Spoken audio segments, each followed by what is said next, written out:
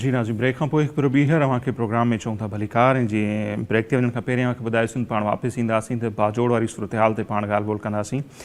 पेशावर सां तालुक़ रखंदड़ सीनियर सहाफ़ी ऐं बाख़बर सहाफ़ी आहिनि शाहिद हमीन साहब, उहे असां टेलीफोन लाइन ते मौजूद आहिनि। ब्यूरो चीफ भी आहिनि एक्सप्रेस जा।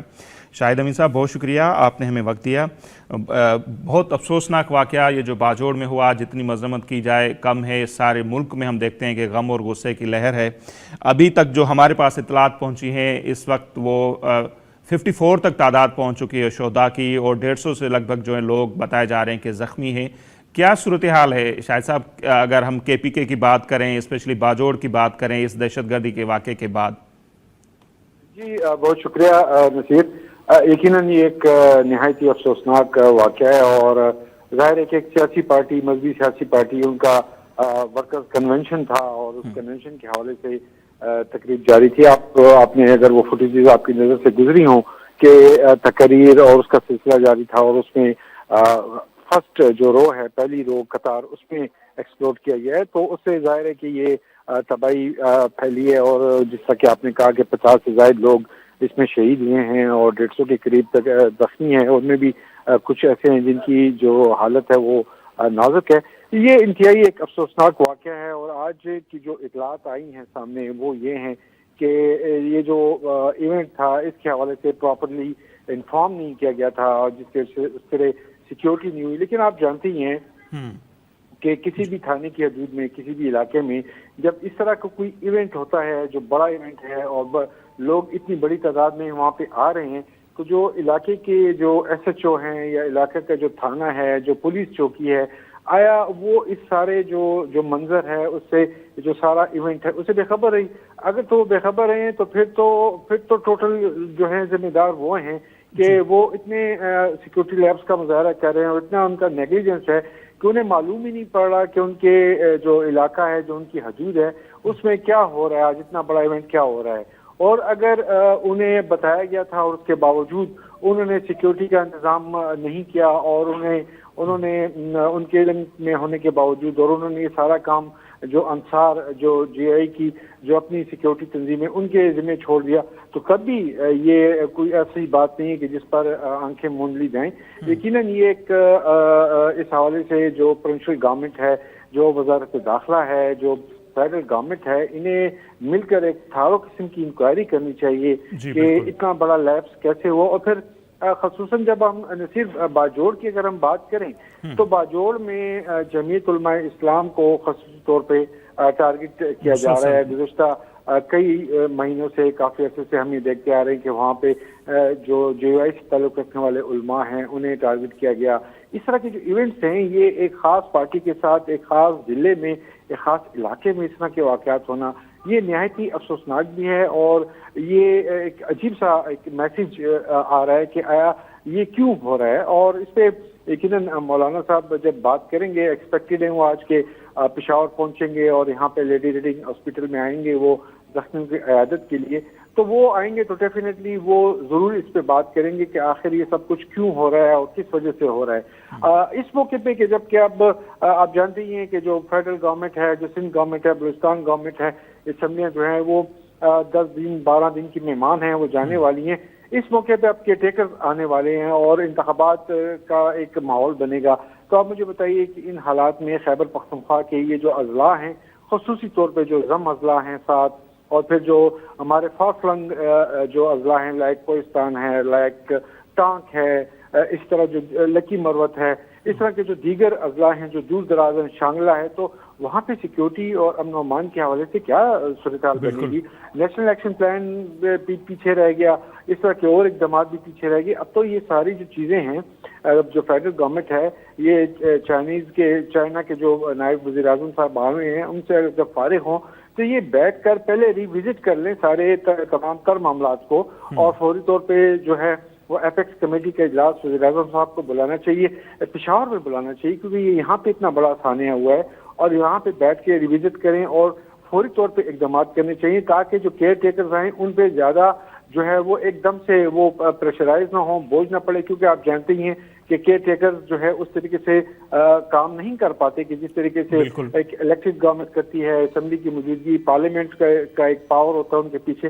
تو میرے خیال میں ان تمام چیزوں کو ریوزٹ کرنے کی ضرورت ہے. بالکل، اور آپ نے درست فرمایا کہ ہم دیکھتے ہیں کہ جے یو آئی مسلسل ٹارگیٹ ہو رہی ہے اس ایریا میں. جیسے آپ نے کہا ہمارے پاس بھی کچھ فگر ہیں. اپریل میں ہم دیکھتے ہیں رواں سال باجوڑ میں مولانا گل نصیب خان قتل ہوتے ہیں، جے یو آئی سے تعلق ہے. پھر نومبر 2022 میں دیکھتے ہیں ڈما ڈولا میں جے یو آئی کے رہنما قاری الیاس قتل ہو جاتے ہیں. اس کے بعد اپریل میں 2 واقعات ہوتے ہیں جس میں مفتی بشیر اور مفتی شفیع اللہ کو قتل کر دیا جاتا ہے. تو مولانا فضل الرحمان صاحب کا تو موقف آئے گا. آپ کیا سمجھتے ہیں شاہد صاحب کہ جے یو آئی کو ٹارگیٹ کرنا، یا پہلے ہم دیکھتے ہیں اے این پی کو بڑا ٹارگیٹ کیا گیا، جو پولیٹیکل پارٹیز ہیں ان کو ہٹ کرنا، اس کے اسباب آپ کیا دیکھتے ہیں شاہد صاحب؟ دیکھیے نصیر، میں ایک بات یہاں پہ کوٹ کرنا چاہتا ہوں، مولانا فضل الرحمان کو کوٹ کرنا چاہتا ہوں. جی. ہم اکثر جب ان سے یہ سوال کرتے ہیں کہ پیپلز پارٹی کی گورنمنٹ ہے تو تب بھی آپ اس میں شامل ہیں، نون لیگ کی گورنمنٹ ہے تو تب بھی آپ اس میں شامل ہیں، پی ڈی ایم کی گورنمنٹ ہے تب بھی آپ اس میں شامل ہیں، ایسا کیوں؟ وہ اس کا ایک بڑا لاجیکل اس کا ایک آنسر کرتے ہیں. وہ یہ کہتے ہیں کہ میری جو پارٹی ہے اور اس کے جو کارکن ہیں وہ ان میں سے جو اکثریت ہے وہ ظاہر مدارس کے ساتھ ان کا تعلق ہے. ان لوگوں کو اگر میں مین اسٹریم میں لے کے نہ ہوں، ان لوگوں کو اگر میں پولیٹیکل جو سرکل ہے، جو دھارا ہے سیاسی، اس میں اگر لے کے نہ ہوں تو آپ بتائیے یہ لوگ کہاں جائیں گے؟ صحیح. وہ ظاہر ہے کہ آئین کے اگر دائروں میں نہیں ہوں گے، ان کے ہاتھ میں اگر آئین کی کتاب نہیں ہوگی، وہ اگر اسمبلیوں میں نہیں ہوں گے، وہ اگر پارلیمنٹ میں نہیں ہوں گے، جو لوکل گورنمنٹ سسٹم ہے اس پہ نہیں ہوں گے، تو وہ پھر کہاں جائیں گے؟ اور آپ جانتی ہیں کہ اس طرح کے لوگ پھر کہاں ہیں؟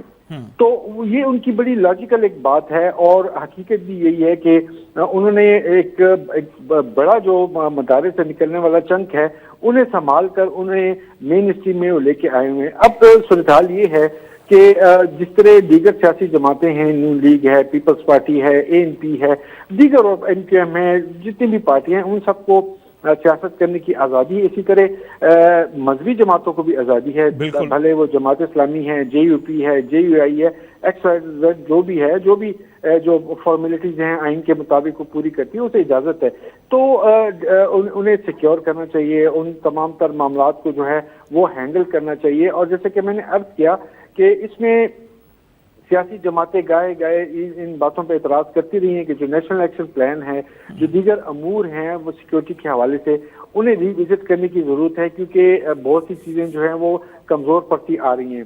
لیکن میں ایک اور چیز کی طرف آپ کی توجہ مبذول کروانا چاہوں گا. آپ کو یاد ہوگا کہ جب خیبر پختونخوا کی اسمبلی ڈیزالو ہوئی جنوری میں، 18 جنوری کو اس سال، تو اس کے بعد سے سب کی نظریں گورنر پہ لگی ہوئی تھیں، خیبر پختونخوا کے گورنر حاجی غلام علی پر، کہ وہ کب صوبے میں صوبائی اسمبلی کے انتخابات کی تاریخ دیتے ہیں.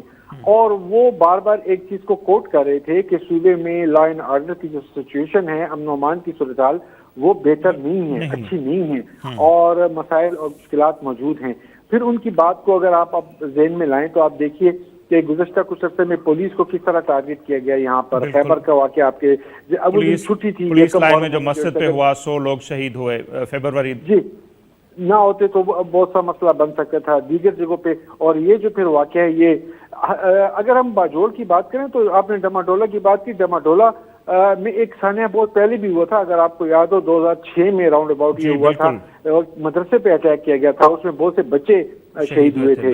لیکن ظاہر ہے کہ وہ جو دور تھا، وہ جو دہائی تھی، وہ دہشت گردی کے حوالے سے تھی. اور اس وقت جو یہ ٹرائبل ایریاز تھے، ان ٹرائبل ایریاز میں ڈرون اٹیکس بھی تھے اور تمام معاملات ہو رہے تھے. ابھی وہ صورتحال نہیں ہے، اس لیے بھلے وہ داعش ہے، کیونکہ ٹی ٹی پی نے تو ڈینائی کر دیا، تو پھر کیا داعش اس میں انوالو ہے یا کوئی اور ایلیمنٹ ہے یا کوئی اور تنظیم ہے؟ تو وہ اب سیکیورٹی اداروں کا کام ہے کہ وہ اس کو کس طرح دیکھتے ہیں. ہم دیکھتے ہیں شاید صاحب موسٹلی پاکستان میں یا اسپیشلی کے پی میں جو بھی واقعات ہوتے ہیں تو پہلا جو شک جاتا ہے نظر وہ ٹی ٹی پی پہ جاتی ہے. اس وہ بہت واقعات میں ہم دیکھتے ہیں وہ ذمہ داری بھی قبول کرتے ہیں. اس واقعے کا جب یہ ہوا تو سینئر صحافیوں نے کہا ٹی ٹی پی ذمہ داری نہیں لے گی، اور انہوں نے تردید کر دی.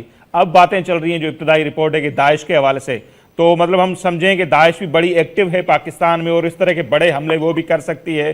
تو پھر اس طرح کی دہشت گردی کے واقعات کا آنے والی الیکشن پر شاید صاحب کتنا بڑا اثر ہو سکتا ہے؟ دیکھیے نصیر، یہ جو ٹی ٹی پی کے حوالے سے بات ہے، یقیناً جب وہ کوئی اس طرح کی سرگرمی آپریٹ کرتے ہیں تو وہ فوری طور پہ پریس ریلیز جاری کر کے وہ اسے اون کرتے ہیں. اس واقعے کے حوالے سے انہوں نے جو اپنی جو پریس ریلیز جاری کی یا جو اپنا بیان اسٹیٹمنٹ جاری کیا، اس میں انہوں نے مذمت کی اور انہوں نے کہا کہ اس میں علماء شامل تھے، ہم کیسے علماء کو ہٹ کر سکتے ہیں. لیکن اگر یہاں پہ اس میں القاعدہ انوالو ہے تو آپ یہ بھی دیکھیے کہ القاعدہ کا مسئلہ افغانستان میں ہمیں دکھائی دے رہا ہے. وہاں کے حوالے سے جو اطلاعات ہیں آپ جانتے ہی ہیں, جو گزشتہ دنوں پاکستان اور افغانستان کے جو مذاکرات ہوئے اس میں بھی یہ باتیں کھل کر کی گئیں کہ یہاں کے جو ہمارے ٹی ٹی پی ہے اس کے خلاف کارروائی کریں. افغانستان کے جو گورنمنٹ ہے طالبان کی, ان سے کہا گیا اور انہوں نے اسے ڈینائی کیا. انہوں نے کہا اگر ہم نے ان پر ہاتھ ڈالا تو یہ ٹی ٹی پی جو ہے یہ القاعدہ کا ہاتھ پکڑ لے گی اور وہ ایک یہاں پہ بھی مسائل پیدا کریں گے ہمارے لیے انٹرنلی اور آپ کے لیے بھی کریں گے. تو یہ بظاہر تو یہی لگ رہا ہے کہ یہ شاید القاعدہ کا ایلیمنٹ ہے جو افغانستان میں بھی پرابلمز کریٹ کر رہا ہے اور یہاں پر بھی کر رہا ہے.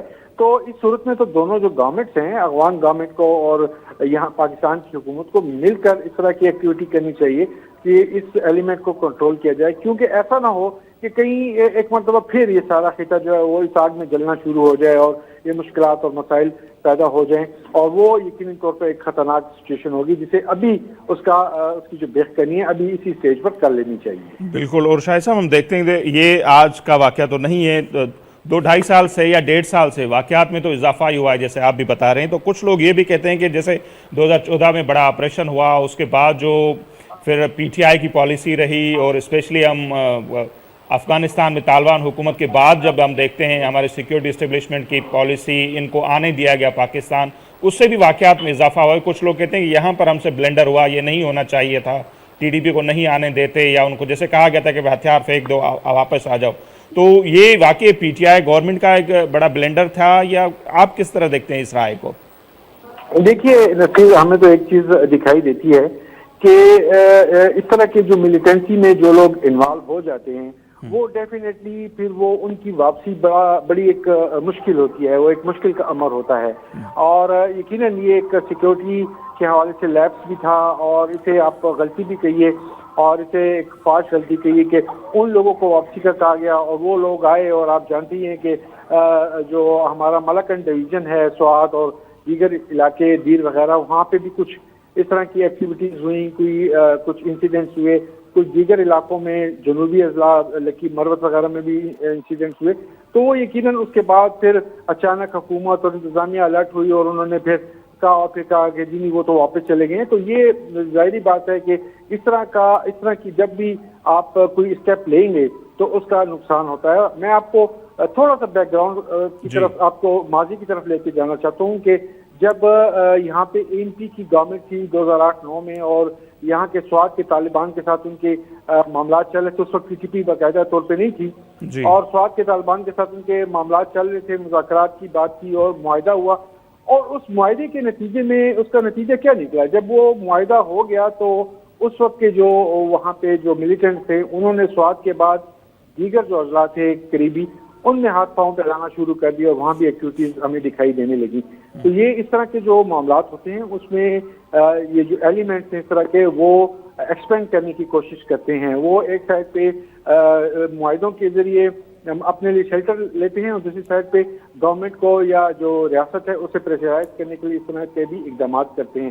تو ظاہر ہے کہ حکومت کو بھی اس سارے معاملات کو مد نظر رکھتے ہوئے, سیکورٹی اداروں کو ان تمام تر جو سچویشن ہے مد نظر رکھتے ہوئے ہی بات کو اور معاملات کو آگے بڑھانا چاہیے, پالیسی کو ریوزٹ کرنا چاہیے, تاکہ ان کے لیے عوام کے لیے جو مشکلات ہیں وہ دوبارہ نہ پیدا ہوں. اور وہ بھی خصوصاً اس اسٹیج پہ کہ ہم الیکشن کی طرف جا رہے ہیں, اکتوبر نہیں تو نومبر میں تو ڈیفینیٹلی الیکشن ہونے ہیں. تو اس صورت میں کیسے جلسے ہوں گے, کیسے جلوس ہوں گے, کیسے کمپین ہوگی؟ بالکل. اور دیکھتے ہیں کہ جلسے جیسے پرویز خٹک صاحب نے بھی اعلان کیا ہوا ہے کہ 19 اگست کو وہ بھی اپنے حلقے میں بڑا جلسہ کرنے جا رہے ہیں, جو نئی پارٹی بنائی ہے. تو صورتحال تو خدا نخواستہ خراب ہو سکتی ہے, اگر امن امان کی صورتحال بہتر نہیں ہوگی تو پھر الیکشن کیسے ہوگی, الیکشن کیمپین کیسے ہوگی؟ اچھا, کچھ لوگ شاہد صاحب اس کو کنیکٹ کر رہے ہیں سی پے کے 10 سالوں سے, چینی نائب وزیر اعظم کی آمد سے.